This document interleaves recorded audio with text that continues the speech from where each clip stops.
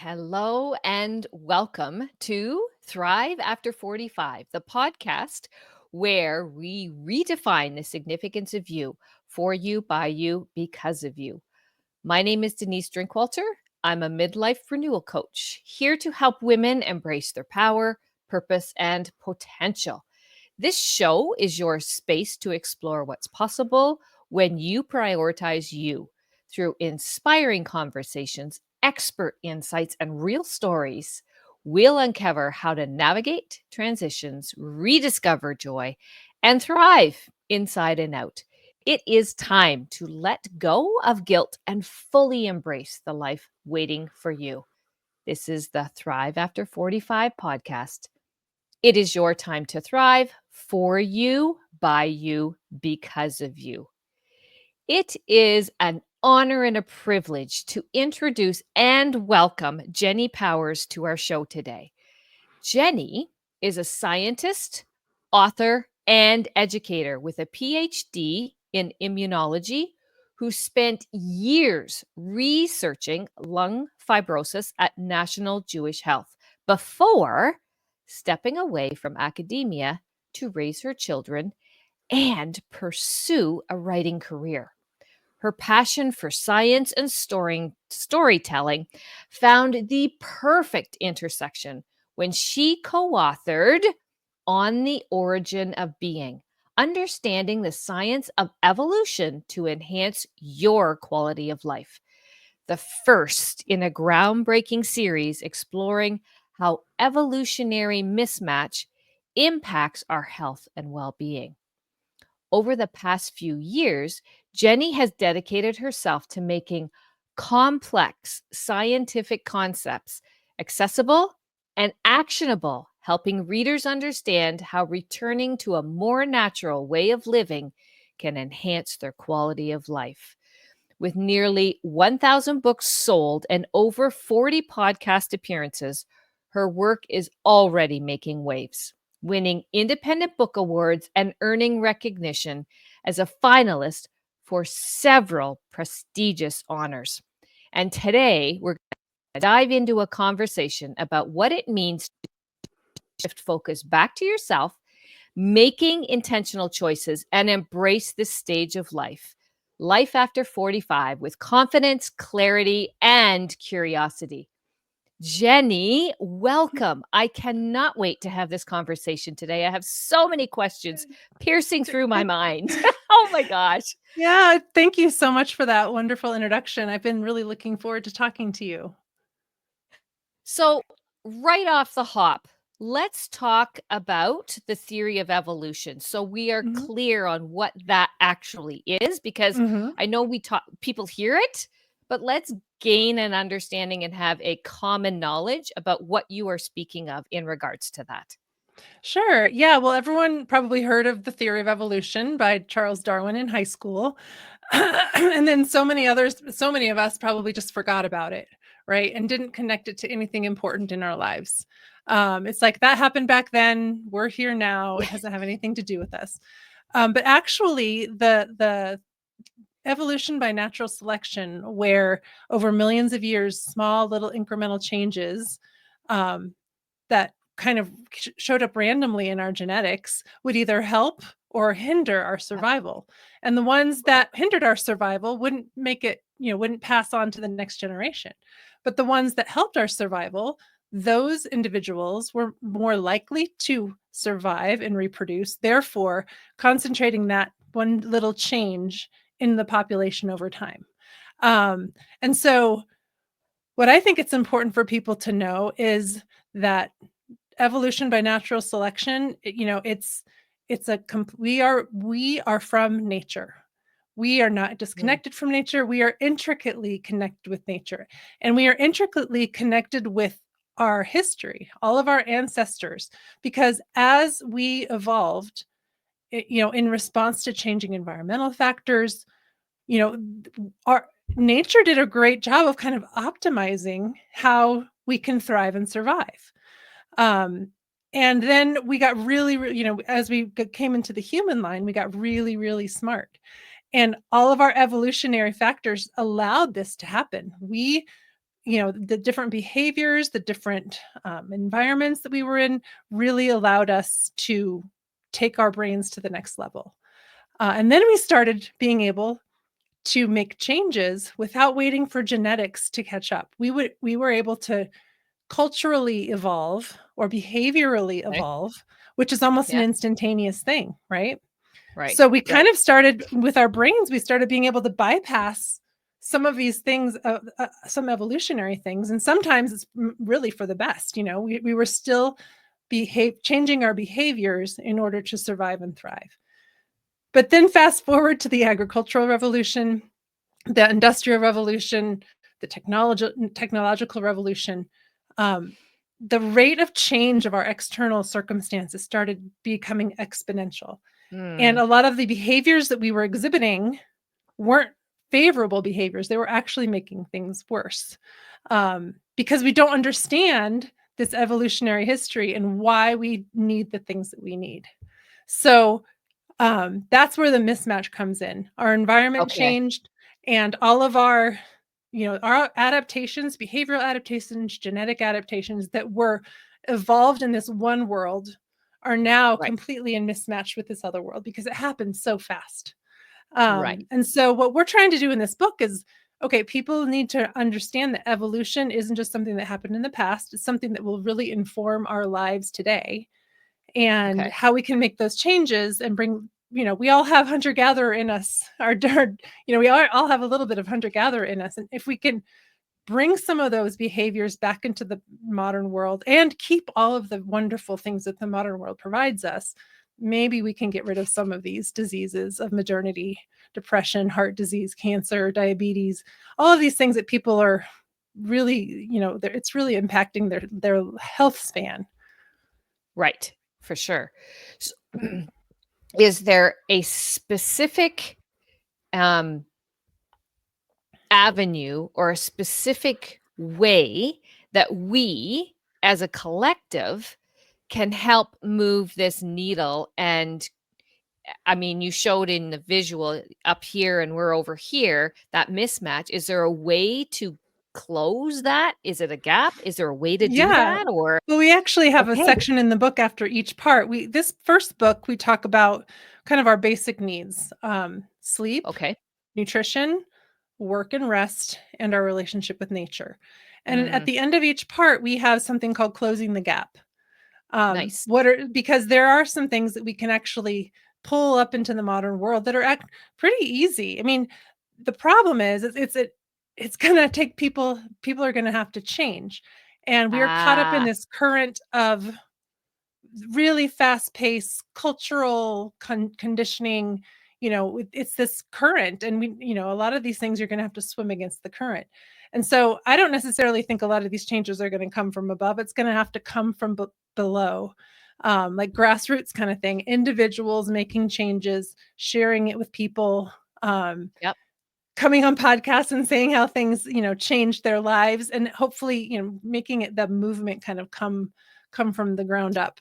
um Right. so I, because yeah. it's not easy to change. Well, and isn't that the rock that holds us many a Hmm. time? Yeah. The rock that holds us, it's like it's when we put it out there, and I would love to have an example or two as we're talking, as we unpack this a bit. Um, but when we start understanding that that rock, once we actually start in little bits, that it becomes lighter because Hmm. we do start shifting. And it's not like what I've said before, you jump in the deep end of the pool when you can't swim. That's one theory, and Right. it Well, doesn't then always work. no, and you're more likely never to jump back in that pool again because it was too scary. Exactly. Yeah. Exactly. Exactly. So all of the natural instincts that keep us safe heighten, and boom, nope, we're not going there again. So Right. is there anything in particular that you would love to share that can give us an idea of, yes, I love what you're saying, you can change this, you could do the in these areas, the basic needs.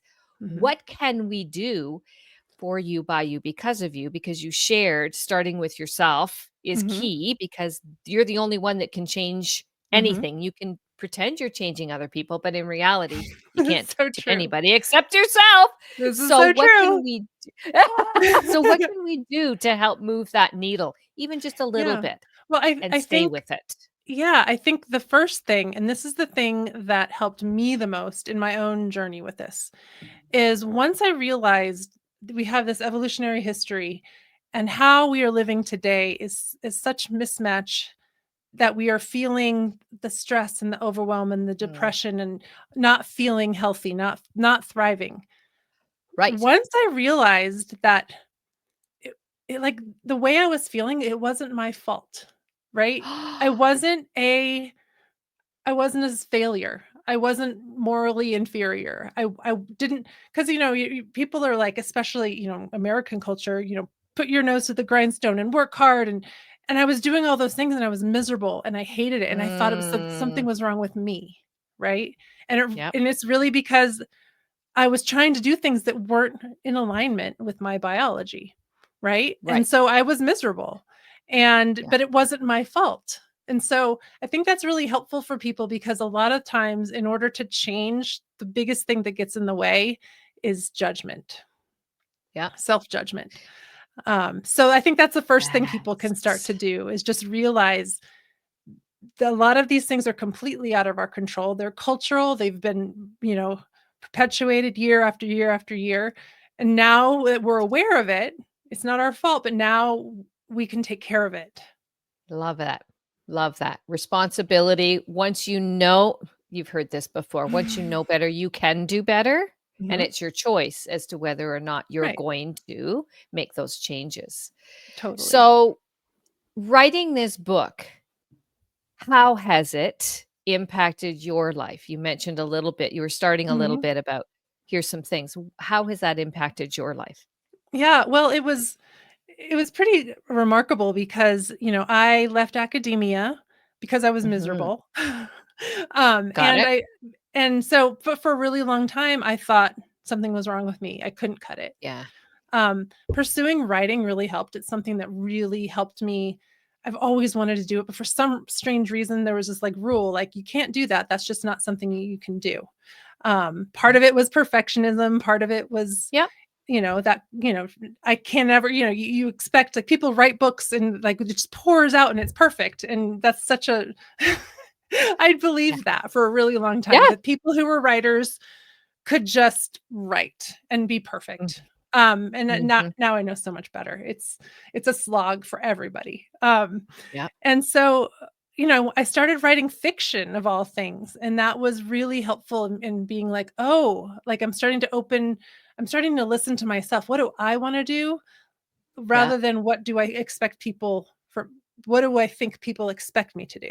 So that was the first Can part we of my healing. can I wanna just pause there for a minute because what you just said was very powerful.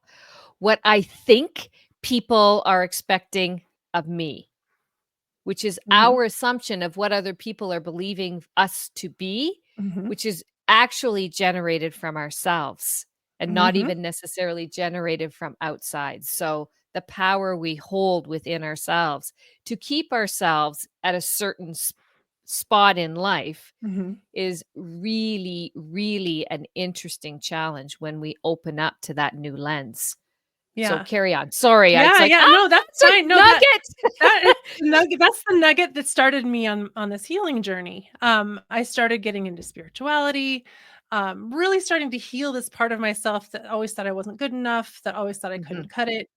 Um, but I also still had this nagging thing. I'm like, I trained for so long and I got this scientific degree, and I really do enjoy learning about science. The more I learned about the human body, the more in awe I was about Mm, how it is possible for us to be to function. Like I learned to about all the be. ways it could go wrong, and I'm like, but it on the most part, we're pretty good, Yeah. So I had this great respect for the human body, Mm. and but, my husband's an entrepreneur and writing doesn't really pay, and so I was looking for another opportunity, and I met Luke, who wanted somebody to research and write this book on this idea that he had kicking around in his head. Mhm. He had spent years researching, his primary focus is nutrition, and he has a book coming out, later this year, just about kind of a deep dive into the nutrition part. And Right. he just opened a food company, so the book's going to go along with the food company. So, but as he was researching this nutrition part, he realized there were all of these other aspects of our lives where we weren't living in accord with our biology. So it wasn't just nutrition. So I mentioned sleep, nutrition, work, nature. But then the other books that Yes. we have coming out, um, the next book is kind of more like social needs. So like social Okay. groups, child rearing, the sexes. And then the third book is more about our kind of cultural needs, like rituals and the arts and religion and things like that. So he saw all of these things. He's like, well, I'm working on this part, but I want this idea to come into the world. And the more and more we talked about it, I'm like, oh my Yeah. gosh, this is mind blowing. Like I never really thought about things like this. Yeah. And so it helped me come to that conclusion about it's not my fault. It also allowed me to embrace both parts of my life in terms of I have a writing career and Mhm. I have all this training. And so now, I don't have to I'm bringing those two things together. I didn't because for a Yeah. long time, like I wasted my life, I wasted my time, blah, blah, blah, blah. The stories we tell Oh, ourselves. yeah.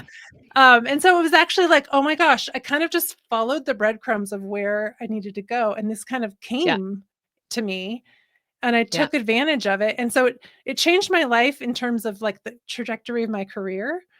Yeah. Um, 2 years ago, I would have been like, there's no way I'm going to be on a podcast. And now like I've been Mhm. on so many different podcasts and I've met so many Yeah. amazing people. But so personal life, Yeah. career, but also my health. Okay. You have to like practice what you preach, but also Yes. once I learned the different parts, like, oh, that's why we're so miserable doing that. If I change this, maybe it'll get better. It was really eye-opening to figure out the ways that I could really make small incremental changes. Like you said, Yeah. you can't just jump into the deep end. You kind of have Yeah. to make these small changes, the ones that you can keep up with. And then, Mm. whoa, you start to feel better. And then you're like, Right. oh, well, I can take another one of these on. And then you start to Right. feel better. And then you start to feel better. And so I feel like I just turned 50. I was, I'm in perimenopause. Um, Mhm.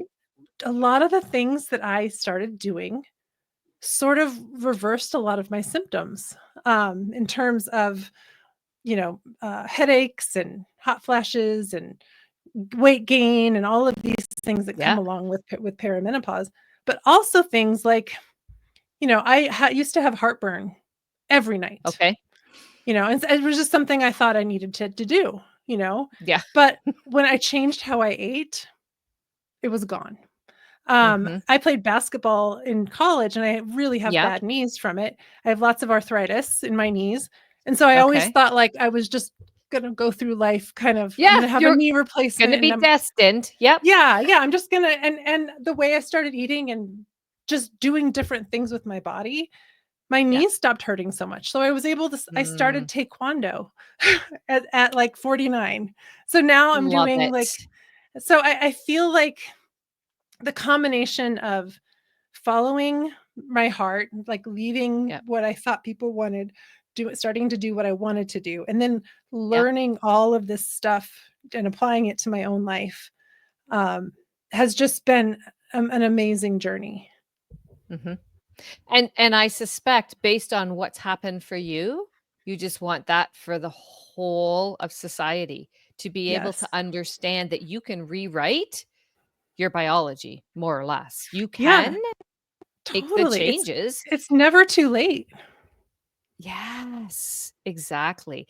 And the wake up call can be, "Oh, you know what? I used to think, oh, I'm going to plateau. This is what's going to happen." But where are you getting that information from?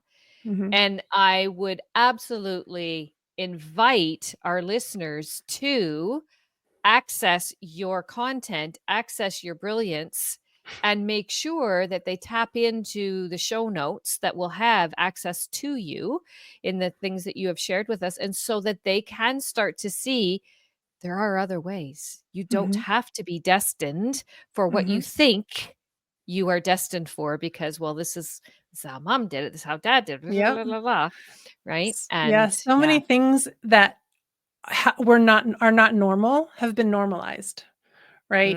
Great Being point. getting decrepit and old, your body breaking down and getting all these Yeah, diseases as you get older, it's become normalized. yeah. And we used to not get all of these diseases, when we were hunter gatherers. If we survived childhood, Yes. which is, something that modern medicine has made possible. We Right. lived very, very long, fulfilling lives, and we were healthy up until the time that we passed away. We were contributing members of society. We had purpose. We were respected. You know what I mean? And so Yes. that's normal. And how we're living now is Right. not normal. So trying to get Perfect. some of these normalized things, people just to rethink some of these normalized things. Absolutely. And when we start with ourselves, and if we get that momentum going by individuals taking these steps, the collective can make a larger impact Mhm. because, in reality, like we shared before, we can't make anybody else change. We can only do what we want to do for ourselves. And Mhm. by doing that, I'm sure, and I'm guessing, so I should be asking instead of this setting this up in this way, but my question is, have you noticed those, what I call closest to you in your sphere of influence, have they had an impact through your life changes that you have been Mhm. going through and taking care of Yeah. you in a different way? Yeah, so I'm taking care of me in a different way, exactly. So I'm showing up differently to people. Yeah. I'm not trying to, like, be like, "Oh, well, you shouldn't eat," I'm no judgment, but just Yes. just being an example. And Mhm. people asking about, or people reading the book or being like, "Oh, wow, this is cool. What are Yeah. you doing?"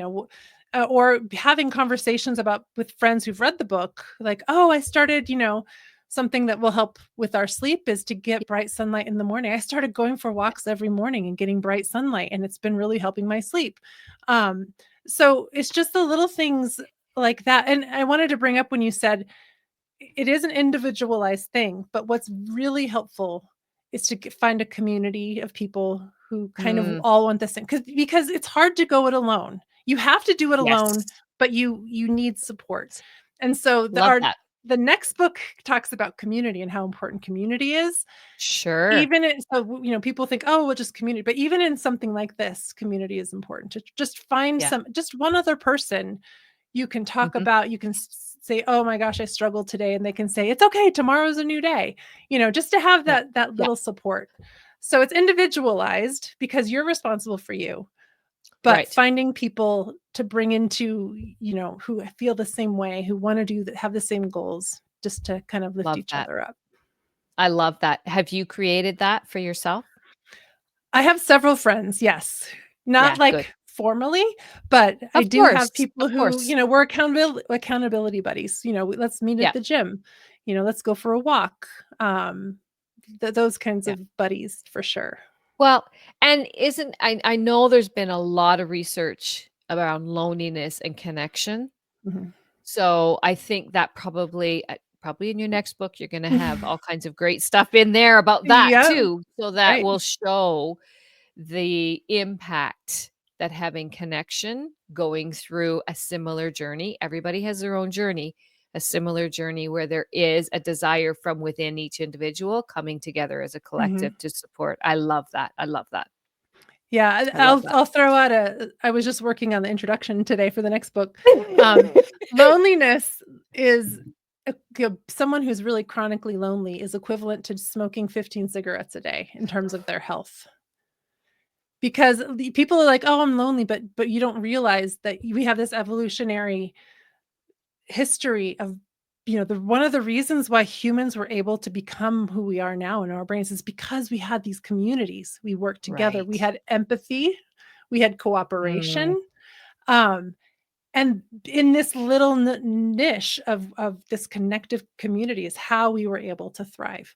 mm, And so I'm hoping that, and so our brains need it. We might not need another person for survival anymore, right? We could survive without leaving our house, fair. but we're Yep. not going to thrive, right? But our bodies, our minds still crave that connection. And so Sure. if we don't have that connection, we're under stress. Our bodies are Yep. stressed out, and we all Yep. know what stress can do What to your bodies.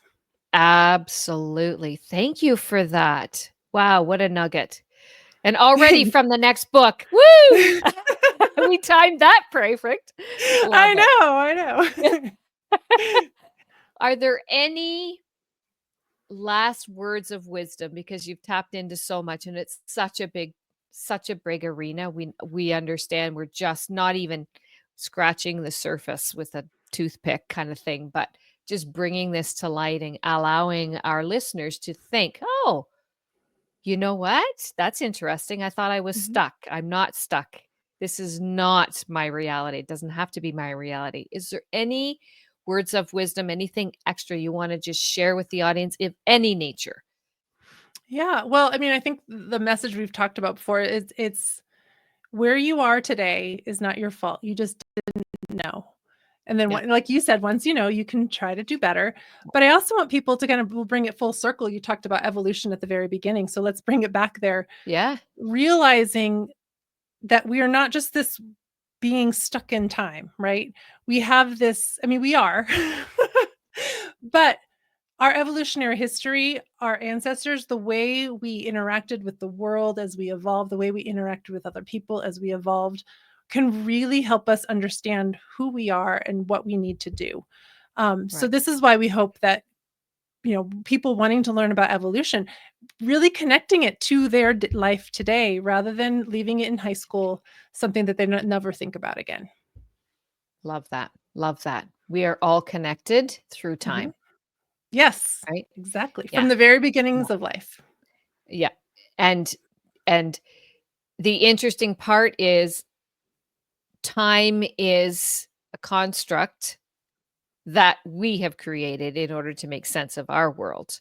hmm That's true. And so when we understand that deeply, which is a lot of fun to play with and to experiment and to get curious about, quite hmm frankly, hmm but things really come into light and we open up doors of possibility that we wouldn't have done so otherwise. So thank you so much for your time, Thank your you so wisdom. much. Oh, I so had such good. a So great good. time. So good to have this conversation with you. I love your energy. I love your brilliance. I can't Thank you. wait to get my hands on these books and play around with it, because I love how you set it up to where there's information at the back of each chapter to help us go deeper and understand hmm and explore, because it is such a vast, deep, whoa concept that you're sharing. So thank you for setting it up in that way. And I can't wait to get my hands on these books. Thank you Great. so much for, what would I say, for accepting the call to move in the direction that you were being called to do. So thank Well, you you're so very much, welcome. It, Jenny. it really was beneficial to me too.